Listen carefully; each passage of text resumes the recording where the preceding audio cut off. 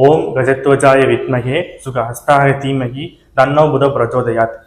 சிவஸ்ரீ ஜோதிடம் வியூவர்ஸ் எல்லாருக்கும் வணக்கம். ஸோ நம்ம தொடர்ந்து பார்த்தீங்கன்னா மாத பலன்கள், சனி பேச்சு பலன்கள், அடுத்து குரு பேச்சு பலன்கள், ராய்கேது பேச்சு பலன்கள் போட போகிறோம். ஸோ தொடர்ந்து சப்போர்ட் பண்ணுங்கள். இதுக்கு முன்னாடி போன மாதம் நம்ம போட்ட மாத பலன்களுக்கு நிறைய வரவேற்பு கொடுத்தீங்க. அதுக்கு முதல்ல நன்றி எல்லாருக்கும். நிறைய பேர் ஃபோன் பண்ணி விஷ் பண்ணீங்க, நிறைய பேர் கமெண்ட்ஸில் விஷ் பண்ணீங்க. ஸோ நம்ம இப்போ இந்த வீடியோவில் என்ன பார்க்கலாம் அப்படின்னா, ஏப்ரல் மாத ராசி பலன்கள். ஏப்ரல் மாதம் அப்படின்னாலே பொதுவாகவே கோடை கால விடுமுறை சொல்லுவாங்க. அதாவது ஏப்ரல் மேல தான் பார்த்தீங்கன்னா விடுமுறைகள் அதிகமாக விடுவாங்க. முக்கியமாக பார்த்தீங்கன்னா ஸ்கூல் பிள்ளைங்களுக்கு ஒரே கொண்டாட்டமாக இருக்கும் இந்த ஏப்ரல் மே அப்படின்னாலே. ஏப்ரல் 14 தமிழ் வருட பிறப்பு, அதாவது சித்திரை 1ன்னு சொல்லுவோம். சித்திரை 1னா தமிழ் வருட பிறப்பு. இந்த தமிழ் வருட பேர் வந்து விசுவாவசு வருடம் அப்படின்னு சொல்லுவாங்க. சித்திரை 1 அன்னைக்கு தமிழ் வருட பிறப்பு. பொதுவாக நம்ம தமிழ் வருட பிறப்புக்கு என்ன பண்ணுவோம், எல்லாருமே பொதுவாக எல்லா கோயில்களுக்கும் போவோம். எல்லா கோயில்கள்லையும் பார்த்தீங்கன்னா சிறப்பு தரிசனம்லாம் நடைபெறும். நிறைய இடத்துல மன்னதானம் எல்லாம் போடுவாங்க, சிறப்பாக நடைபெறும். சித்திரை 1 வந்து எல்லா கோயில்களுமே சிறப்பா. வீடுகள்ல என்ன பண்ணுவாங்க அப்படின்னா சித்திரை கனி காணுதல்னு சொல்லுவாங்க. அதாவது பழங்கள், வீட்டுல இருக்க நகைகள், நம்ம பணம், இதெல்லாமே பார்த்தீங்கன்னா ஒரு தட்டுல, அதை முடிஞ்ச சில பேர் வந்து வெள்ளித்தட்டுல எடுத்து வைங்க. வெள்ளித்தட்டு இல்லாதவங்க நார்மலா ஒரு தட்டுல வச்சு கண்ணாடியை வச்சு காலையில விடிய காலையில எந்திரிச்சோன்னே முதல்ல அதை பார்க்கணும். அதை பார்த்தோம்னா நமக்கு இந்த வருடம் ஃபுல்லா நன்மையா நடக்கும். நிறைய பணங்காசு சேரும், ஜுவல்ஸ் சேரும், நகைகள் சேரும். இது மாதிரி நிறைய நல்ல விஷயங்கள் நமக்கு நடக்குங்கிறது ஒரு ஐதீகம். இது வந்து எல்லா வீட்லயும் பண்ணுவாங்க. தெரியாதவங்க இந்த முறையை அதை ட்ரை பண்ணி பாருங்க. இந்த வருடம் உங்களுக்கு நன்மையாகவே அமையும்.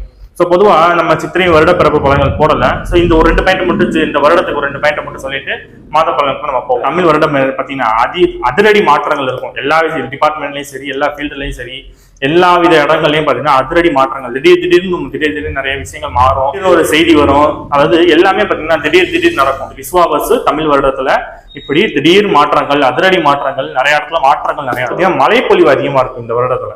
அதுவும் சூறாவளி காற்றுகள் அதிகமா இருக்கும். புயல், சூறாவளி காற்றுன்னு சொல்லுவாங்கல்ல, சூறாவளி காற்று அதிகமா இருக்கும், மழைப்பொழிவு அதிகமா இருக்கும். அதே நேரம் பார்த்தீங்கன்னா அதாவது விவசாய உற்பத்திகள் நிறைய இருக்கும். உணவு தானிய உற்பத்திகள், பழங்கள், காய்கள், நவதானியங்கள், இதெல்லாமே உற்பத்திகள் அதிகமா இருக்கும். வெப்பமும் அதிகமா இருக்கும் இந்த வருஷம். எல்லாம் வந்து போன வருஷத்தோட இந்த வருஷம் வந்து 1 degree 2 degree Celsius 3 degree Celsius அதிகமாகவே வெப்பம் இருக்கும். முக்கியமா தெற்கு பகுதி, அதாவது தமிழ்நாட்டுல சவுத் சைடு பார்த்தீங்கன்னா வெள்ளப்பெருக்கு அதிக இடத்துல ஏற்படும். மருத்துவ வசதிகள் அதிகமாகும். புதிய மருந்துகள் நிறைய பேர் கண்டுபிடிப்பாங்க. நமக்கு மின்சார கட்டணம்னு சொல்லுவாங்கல்ல, அது அதிகமாகிறதுக்கு வாய்ப்பு உண்டு இந்த வருஷத்துல. அதே மாதிரி கோல்டு ரேட் ஏற்கனவே ஏறித்தான் இருக்கு. இந்த வருஷம் இன்னும் அது அதிகமாகும். ஏன்னா குரு பயிற்சி எல்லாம் வருது. புதிய வைரஸ்கள் தொற்று இருக்கும். 23ஆம் தேதி பார்த்தீங்கன்னா வாஸ்து நாள் வருது. பூமி பூஜை போடுறது, புது வீடு பால் காய்ச்சறது, கிரக பிரவேசம் பண்றது, இது மாதிரி விஷயங்கள் அன்னைக்கு செய்யறது சிறப்பு. இந்த மாசத்துல கிரக நிலைகளை பார்ப்போம். 13ஆம் தேதி வரைக்கும் சூரிய பகவான் மீன வீட்டுல இருப்பார். 14ஆம் தேதிக்கு சூரியன் வந்து மேஷ வீட்டுக்கு வந்துருவாரு. குரு பகவான் ரிஷப வீட்டுல தான் பயணம் பண்ணிட்டு இருக்காரு. இவர் வந்து மே மாசம் மிதுன வீட்டுக்கு போயிருவார். சபா பகவான் வக்ர நிலையில மிதுன வீட்டுல இருந்தாரு. இப்ப அவர் திரும்ப கடை வீட்டுக்கு வந்துட்டார். நீச்சமாவாருன்னு சொல்லுவாங்க. சோ இந்த இடத்துல சபா வந்து நீச்சமாவார். கேது பகவான் கன்னி வீட்டுல தான் இருக்கிறார். இவரும் பாத்தீங்கன்னா மே மாசத்துக்கு அப்புறம் சிம்ம வீட்டுக்கு போயிருவாரு. அதே மாதிரி சனி பகவான் வந்து ஆல்ரெடி பயிற்சி ஆயிட்டார். திருக்கணித பஞ்சாபடி சனி பகவான் வந்து கும்ப வீட்டுல இருந்து மீன வீட்டுக்கு பயிற்சி ஆயிட்டாரு. ராகு பகவான் அடுத்த மாசம் கும்ப வீட்டுக்கு வந்துருவாரு. சுக்கிரன் இங்கதான் பயணம் பண்ணிட்டு இருக்காரு. புதன் வந்து வக்கரத்துல இருந்தாரு. இப்ப திரும்ப வந்து அவர் மீன வீட்டுக்கு வந்துட்டார். சோ இதுதான் வந்து இந்த மாதத்துல உள்ள கிரக நிலைகள். இதுல முக்கியமா பாத்தீங்கன்னா வாக்கிய பஞ்சாங்கம் படி பாத்தீங்கன்னா ராகு கேது பயிற்சி வந்து இந்த மாசம் எண்டுல வருது. அதாவது ஏப்ரல் 27ஆம் தேதி பாத்தீங்கன்னா ராகு பகவான் கும்ப வீட்லயும் கேது வந்து சிம்ம வீட்டுக்கும் வருவார். இது வந்து வாக்கிய பஞ்சாங்க ரீதியா. திருக்கணித பஞ்சாங்க ரீதியா மே மாசத்துல வருவாங்க. 20 நாள் தான் டிஃபரன்ஸ். ஸோ அதுவும் இல்லாமல் இந்த மாதம் எண்டுங்கிறதுனால நம்ம அந்த ராகு கேது மீன வீட்டில் வச்சு பலன்கள் சொல்லுவோம். அடுத்த மாதம் வந்து குரு பயிற்சி, ராகு கேது பயிற்சியை வந்து அந்தந்த இடங்கள்ல வச்சு பலன்கள் சொல்லுவோம். ஸோ இதுதான் இந்த மாதத்தோட கிரக நிலைகள். ஸோ வியூவர்ஸ் நீங்கள் தொடர்ந்து சப்போர்ட் பண்ணுங்க. வீடியோ பிடிச்சிருந்தா லைக் பண்ணுங்க, ஷேர் பண்ணுங்க, சப்ஸ்கிரைப் பண்ணுங்க. உங்களுக்கு யாருக்காவது ஜாதகம் பார்க்கணும் அப்படின்னா என் ஃபோன் நம்பர் இருக்கும். ஃபோன் பண்ணி கேட்டுட்டு உங்க ஜாதகத்தை அனுப்பி பலன்கள் தெரிஞ்சுக்கோங்க. நம்ம சிவஸ்ரீ ஜோதிடம் சார்பா புதுக்கோட்டையில திருக்கோவரணம்ங்கிற இடத்துல நம்ம வந்து சிவஸ்ரீ ஜோதிடம் சார்பா ஒரு அலுவலகம் ஒன்று ஆரம்பிச்சிருக்கோம். ஸோ புதுக்கோட்டை அதை சுற்றி இருக்க மக்கள் எல்லாம் பார்த்தீங்கன்னா உங்களுக்கு ஜாதகம் பார்க்கணும், நேரில் வந்து ஜாதகம் பார்க்கணுங்கிறவங்க என் நம்பர் இருக்கும். ஃபோன் பண்ணி கேட்டுட்டு நேரில் வந்து ஜாதகம் பாருங்க. நம்ம வாஸ்து பார்க்கறது, திருமண பொருத்தம், பிரசனம், நியூமராலஜி, இது மாதிரி எல்லாமே நம்ம பார்ப்போம். ஸோ நேரில் வந்து பார்க்கணுங்கிறவங்க பாருங்க. முடியாதவங்க ஃபோன் நம்பர் இருக்கு, ஃபோன் பண்ணி கேட்டு வாட்ஸ்அப்ல அனுப்பி உங்க ஜாதகத்தை பார்த்து பலன்கள் தெரிஞ்சுக்கோங்க. ஸோ வாங்க இந்த வீடியோக்குள்ள போவோம்.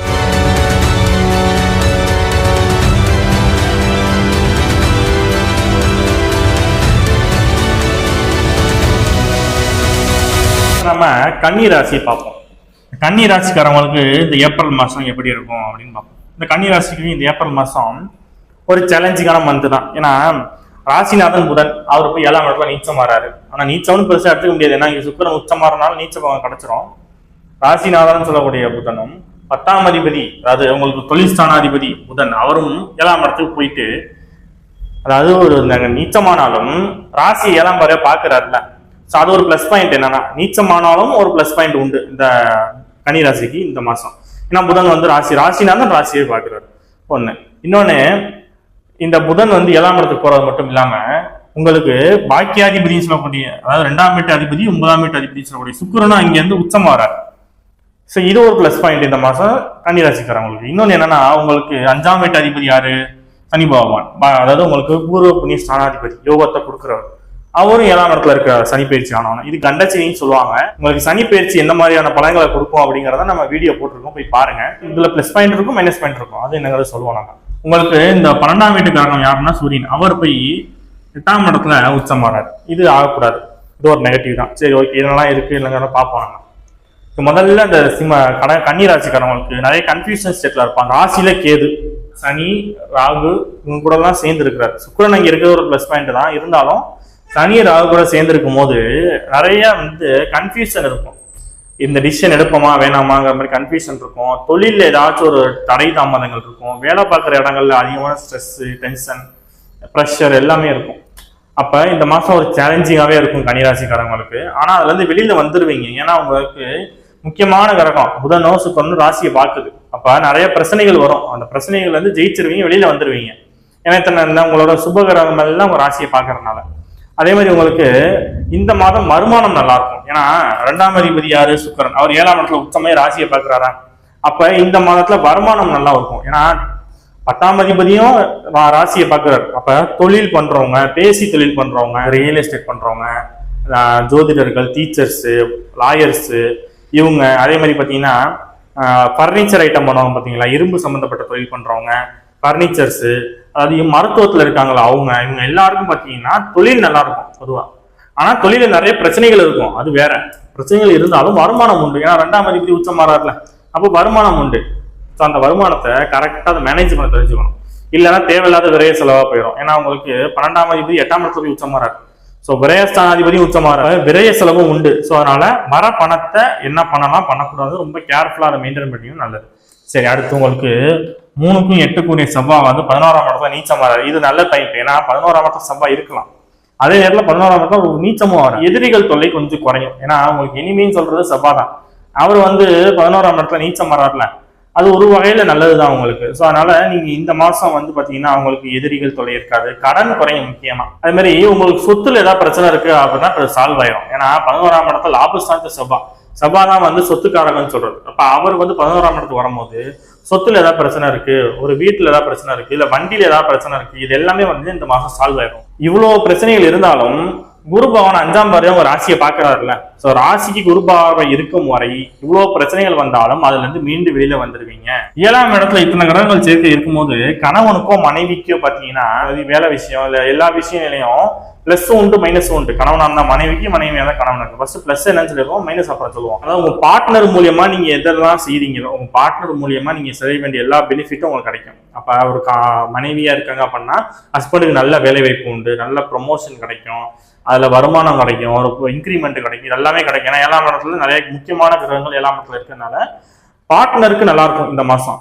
அதே நேரத்துல என்ன நெகட்டிவ் அப்படின்னு பாத்தீங்கன்னா, பார்ட்னர் கூட நிறைய சண்டைகள் வர வாய்ப்பு உண்டு, மிஸ் அண்டர்ஸ்டாண்டிங் வர வாய்ப்பு உண்டு. அவங்க கூட விட்டு கொடுத்து போயிடணும். ஏன்னா 7ஆம் இடத்துல இத்தனை கிரகங்கள் இருக்கும்போது அவங்க ரொம்ப டாமினேட் பண்ணுவாங்க, அவங்களே பார்ட்னர் வந்து டாமினேட் பண்ணுவாங்க. அப்ப நீங்க என்ன பண்ணிக்கணும், இந்த காலகட்டங்கள் கொஞ்சம் சுமாரா இருக்கனால நீங்க விட்டு கொடுத்து போறது நல்லது. அப்ப 7ஆம் இடத்துல இத்தனை கிரகங்கள் வரும்போது என்ன ஆகும் அப்படின்னா, அடிவயிறு, யூரின் போற இடம், மோசம் போற இடங்கள்ல கொஞ்சம் கேர்ஃபுல்லா இருந்துக்கிறது நல்லது. ஏன்னா அந்த இடத்துல ஒரு மருத்துவ செலவு வரதுக்கு வாய்ப்பு உண்டு. அந்த இடங்கள்ல கொஞ்சம் டிஸ்டர்பன்ஸ் இருக்கும். ஸோ கணவன் மனைவி ஒற்றுமை ரொம்ப முக்கியம். அதே மாதிரி நான் சொன்ன மாதிரி அடிவயிறு, யூரின் போற இடம், மோசம் போற இடம், இதெல்லாம் கொஞ்சம் கேர்ஃபுல்லா இருந்துக்கிட்டீங்க அப்படின்னா பெரிய லெவல்ல பாதிப்பு இருக்காது. ஏன்னா இந்த 7ஆம் இடம் 8ஆம் இடம்ங்கிறது ரொம்ப இந்த மறைவு ஸ்தானம்னு சொல்றது. ஸோ அதுலலாம் இந்த மாதிரி கிரகங்கள் இருக்கும்போது அதுல கொஞ்சம் கேர் எடுத்து பார்த்துக்கிறது நல்லது. 2ஆம் இடத்தை சூரியன் பார்க்குறப்ப கண்ணுக்கு ஏதாவது பிரச்சனை வரும். கண்ணில் ஏதாவது, அது முக்கியமா வலது கண்ணில் வரும். அதாவது கண்ணில் ஏதாவது வந்து கண்ணாடி போற மாதிரி வர்றது, இல்லை கண்ணில் ஏதாவது வலி வர்றது, இல்லை கண்ணில் ஏதாவது பூச்சிப்பட்டு கண்ணு சமந்து போறது, இந்த மாதிரி கண்ணில் ஏதாச்சும் இது மாதிரி கண்ணில் ஏதாவது சின்ன சின்ன டிஸ்டர்பன்ஸ் வரும். ஸோ அதில் கொஞ்சம் கேர் எடுத்து பார்த்துக்கிறது நல்லது. அதிகமான பிரயாணங்கள் இருக்கும், அதாவது அதிகமாக டிராவல் பண்ணுவீங்க. ஏன்னா 12ஆம் அதிபதி உச்சம் வராரு 8ஆம் இடத்துல. ஸோ அதிகமாக அலைச்சல் இருக்கும். ஒரு வேலையை இன்னைக்கு எடுத்து இன்னைக்கு முடிச்சிருவோம்னா முடிக்க முடியாது, அதுக்கு ஒரு 4 தடவை 5 தடவை அலையிற மாதிரி வரும். ஸோ அதிகமான அலைச்சல் இருக்கும். ஸோ இது ஒரு சேலஞ்சிங்கான மந்த் தான். ஸோ நான் சொன்ன மாதிரி என்னென்ன ப்ளஸ் இருக்கு என்னென்ன மைனஸ் இருக்குங்கிற மைண்ட்ல வச்சுக்கிட்டு இந்த மாசத்தை ஸ்டார்ட் பண்ணுங்க. கண்டிப்பா கன்னிராசிக்காரவங்க நீங்க பிரிகாஷனா இருந்துட்டீங்க அப்படிங்கிற பட்சத்துல இந்த மாசத்துல பெரிய லெவலில் உங்களுக்கு பாதிப்புகள் இருக்காது. இருந்தாலும் உங்க ஜாதகத்துல நல்ல தசபுத்தி நடக்குதுன்னா இந்த பலன்கள் உங்களுக்கு பெருசிய அளவு பாதிக்காது. ஸோ இந்த கன்னிராசிக்காரங்களுக்கு என்ன பரிகாரம் பண்ணிக்கலாம் அப்படின்னா, மகாலட்சுமி வழிபாடு, அதாவது வெள்ளிக்கிழமை பார்த்தீங்கன்னா மகாலட்சுமி வழிபாடு பண்றது சிறப்பு. குழந்தை இல்லைங்கிறவங்களுக்கு நிறைய பேர் குழந்தை கிடைக்கும். ஏன்னா 5ஆம் அதிபதி 7ஆம் இடத்துல இருந்து ராசியை பாக்குறாரு. தண்டச்சனியா இருந்தாலும் குழந்தை கொடுக்கறது 5ஆம் அதிபதி, அவர் 7ஆம் இடத்துல இருந்து ராசியை பாக்குறாருல. ஸோ அப்ப நீங்க என்ன பண்ணணும் அப்படின்னா, வெள்ளிக்கிழமை மதியம் 1 to 2 சொல்லுவாங்கல்ல, 1 மணிலேருந்து 2 மணி வரையும் பார்த்தீங்கன்னா சுக்கிர ஹோரை வரும். அந்த நேரத்தில் கோயில்களில் ஏதாவது வழிபாடு பண்ணிக்கிட்டு, இல்லை வீட்டு பக்கத்தில் இருக்க பிள்ளைங்களுக்கு ஏதாவது ஸ்வீட்டு செஞ்சு கொடுக்குறது, இல்லைன்னா அவங்க ஏதாவது இந்த மாதிரி வெள்ளை கொண்ட கடலை இருக்கலாம் அதை செஞ்சு கொடுக்குறது, இதெல்லாம் பண்ணீங்கன்னா குழந்தை இல்லாத கன்னிராசிக்காரங்க நிறைய பேருக்கு இந்த வருஷத்துல குழந்தை வர்றதுக்கு அதிகமான சான்சஸ் உண்டு. குழந்தைக்கு முயற்சி பண்ணும்போது அதுல உங்களுக்கு ஒரு நல்ல செய்தி ஒன்று கிடைக்கும் இந்த மாசத்துல. ஸோ நான் சொன்ன மாதிரி பிரிகாஷன் இருந்துக்கோங்க, என்னெல்லாம் பண்ணணும் என்னெல்லாம் பண்ணக்கூடாதுன்னு சொல்லிருக்கீங்க, அதுல கொஞ்சம் மைண்ட்ல வச்சுக்கிட்டு இந்த மாசத்தை நீங்க ஸ்டார்ட் பண்ணுங்க. ஸோ கண்டிப்பா இந்த மாசம் கன்னிராசிக்காரங்களுக்கு நல்லதே நடக்கும். ஸோ நம்ம இப்ப ஏப்ரல் மாதம் எப்படி இருக்கும் அப்படிங்கறத பார்த்தோம். ஸோ தொடர்ந்து நம்ம பாத்தீங்கன்னா குரு பயிற்சி பலன்கள், ராகு கேது பயிற்சி பலன்கள் போட போறோம். அது முடிஞ்சோன்னு பாத்தீங்கன்னா வார ராசி பலன்கள் போட போறோம். இது இல்லாம நடுவில் பாத்தீங்கன்னா வாஸ்து சம்பந்தப்பட்ட வீடியோஸ் போட போறோம். ஜோதிடத்திலே நிறைய மூட நம்பிக்கைகள் பார்த்தீங்கன்னா அவேர்னஸ் வீடியோ நிறைய போட போறோம். ஸோ இது சம்பந்த வீடியோ நிறைய போட போறோம். ஸோ தொடர்ந்து சப்போர்ட் பண்ணுங்க. வீடியோ பிடிச்சிருந்தா லைக் பண்ணுங்க, ஷேர் பண்ணுங்க, சப்ஸ்கிரைப் பண்ணுங்க. அடுத்த வீடியோவில் உங்களை சந்திக்கும் வரை உங்களிடமிருந்து விடைபெறுவது உங்கள் ஜோதிடர் சிவாஜி ஸ்ரீனிவாசன். நன்றி, வணக்கம்.